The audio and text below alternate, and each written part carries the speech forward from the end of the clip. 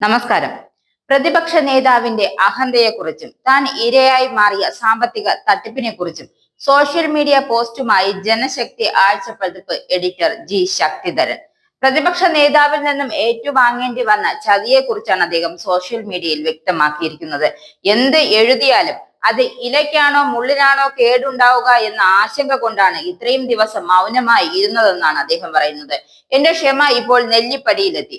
ഞാൻ ശാന്തമായി ഉറങ്ങിയിട്ട് എത്രയോ നാളുകളായി എന്നറിയാമോ? അതിന് കാരണം മറ്റാരുമല്ല, പ്രതിപക്ഷ നേതാവ് വി.ഡി. സതീശൻ മാത്രമാണ്. വി.ഡി. സതീശന്റെ അഹന്തയെക്കുറിച്ച് ആ പാർട്ടിയിലെ നേതാക്കൾ പരസ്യമായി വിമർശിക്കുന്നത് കാണുമ്പോൾ ഇത്രത്തോളം അത് മൂത്തിട്ടുണ്ടാകുമെന്ന് സ്വപ്നത്തിൽ പോലും ചിന്തിച്ചിരുന്നില്ല. അഹന്ത എന്ന വിഷസൂചി ഇത്ര ആഴത്തിൽ, അതായത് എത്രയധികം ആഴത്തിൽ കയറ്റിയാലാണ് ഒരാളെ ഇത്ര വേദനിപ്പിക്കുവാൻ കഴിയുക എന്നത് അനുഭവിച്ചു തന്നെ അറിയണം.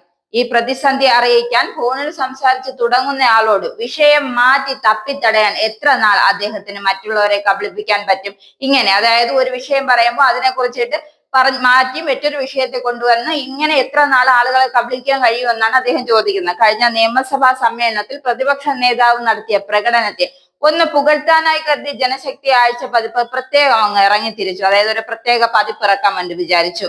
അതിന്റെ ആവശ്യമായി ജനശക്തിയുടെ സാധാരണ ലക്കത്തിന്റെ ചെലവ് മാത്രമാണ് വേണ്ടി വന്നത്. ചില്ലിക്കാശ് പോലും പ്രതിപക്ഷ നേതാവിന്റെ കീശയിൽ നിന്നും എടുത്തിട്ടില്ല. അതിന്റെ പൈസ കണക്ക് വരെ തത്സമയം തുണ്ടുകടലാസിൽ എഴുതി പ്രതിപക്ഷ നേതാവിന്റെ കയ്യിലും അദ്ദേഹത്തിന്റെ കീഴാളനായ അനീഷിന്റെ കയ്യിലും ഏൽപ്പിച്ചിട്ടുണ്ട്. അതിനിടെ പ്രതിപക്ഷ നേതാവിന്റെ കീഴാൾ പണി ചെയ്യുന്ന അനീഷ് ഒരു പ്രഖ്യാപനം അങ്ങ് നടത്തി. ഈ സ്പെഷ്യലിന് നിംസ് ആശുപത്രി ഒരു പരസ്യം നൽകുമെന്ന്. രാഷ്ട്രീയത്തിൽ പരിചിതമായ വഞ്ചന ഇവിടെയോ അങ്ങ് അരങ്ങേറി. ആ പരസ്യത്തിന്റെ താരിഫ് അയച്ചു കൊടുത്തു എന്നല്ലാതെ നിംസ് അധികൃതരോട് സംസാരിച്ചതും മറ്റുമെല്ലാം ചെയ്ത് അനീഷായിരുന്നു. ഒരു തവണ പോലും താൻ നിംസ് അധികൃതരുമായി സംസാരിക്കേണ്ടി വന്നിട്ടില്ല എന്ന്. പക്ഷെ ഈ ഘട്ടം കഴിഞ്ഞപ്പോൾ എല്ലാം ജനശക്തിയുടെ കയ്യിൽ നിന്നും പോയി. ദുരൂഹതകൾ ഏറി. പറഞ്ഞിരുന്ന പരസ്യം എത്തിയില്ല. അവസാനം പരസ്യപ്പെടുത്തി കഴിഞ്ഞ സ്പെഷ്യലിൽ നിന്നും പിന്മാറാനാകാതെ പണം അതായത് കടം വാങ്ങി ജനശക്തി സ്പെഷ്യൽ ഇറക്കേണ്ടി വന്നു.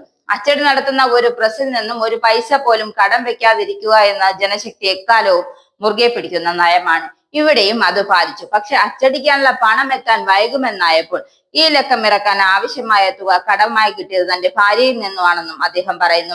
എന്റെ ജീവിതത്തിലെ ആദ്യ സംഭവം തന്നെയായിരുന്നു ഇത്. അതല്ലെങ്കിൽ ഈ സ്പെഷ്യൽ ഇറക്കാൻ കഴിയില്ലായിരുന്നു. ഇത് എഴുതുന്ന ഈ നിമിഷം വരെ പ്രതിപക്ഷ നേതാവോ കീഴാളൻ അനീഷോ മറ്റാരെങ്കിലുമോ ഈ പണം ജനശക്തിക്ക് തിരിച്ചു തന്നിട്ടില്ല. താൻ ഈ ദുരവസ്ഥ നേരിട്ട് പ്രതിപക്ഷ നേതാവിന്റെ ശ്രദ്ധയിൽപ്പെടുത്തിയിട്ടും അദ്ദേഹം കഴിഞ്ഞില്ല. ഇപ്പോൾ വിളിച്ചാൽ അനീഷ് ഫോൺ എടുക്കുന്നില്ല. ആരൊക്കെയോ ചേർന്ന് ഈ പണം നിംസ് ആശുപത്രിയിൽ നിന്നും കൈക്കലാക്കി എന്നാണ് അവിടെ നിന്നറിയുന്നത്. ഞാനും മറ്റൊരു നവീൻ ബാബുവായി തീരട്ടെ എന്നാണോ അധികാരഭ്രമത്തിൽ പ്രതിപക്ഷ നേതാവ് ആഗ്രഹിക്കുന്നത് എന്നാണ് അദ്ദേഹം ചോദിക്കുന്നത്.